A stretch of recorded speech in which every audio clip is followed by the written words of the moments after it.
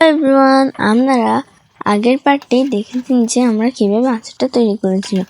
তো এত কষ্টে এবং এত পরিশ্রমের পর আমাদের আচারটা কিন্তু রেডি হয়েছে, এবং আচারের ফাইনাল লুকটা তো দেখতেই পাচ্ছেন কত সুন্দর এবং লাগছে।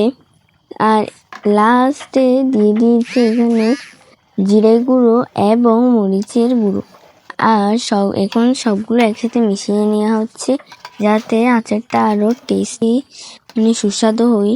দেখেই বোঝা যাচ্ছে যে আমের আচারটা কতটা সুস্বাদু। আর এই আচারটা দেখে কার কার জিভে জল অবশ্যই কমেন্টে জানাবেন, কারণ আমি জানি এই আচারটা দেখতে সবার জিভে জল আসছে। আর এই আচারটা দেখতে কত সুন্দর লাগছে দেখতেই পাচ্ছেন। আর এই আচারটা বানানোর জন্য লাগবে অনেক সময়, এবং ঠান্ডা মাথায় আচারটা বানাতে হবে। এটা যদি তাড়া করে বানাই এটা কোনো দিনই হবে না, তার জন্য এই আচারটা শান্তভাবে বানানো উচিত। আর এই আচারটা এখন অনেক সুন্দর লাগছে দেখতে, কালারটা তো দেখতেই পাচ্ছেন। একটু আগে ছিল কমলা, এবং এই কালারটা এখন হয়ে গেছে লাল। যেহেতু এখানে লঙ্কা গুঁড়ো হয়েছে তার জন্য এটা আর একটু বেশি লাল দেখাচ্ছে। তাছাড়া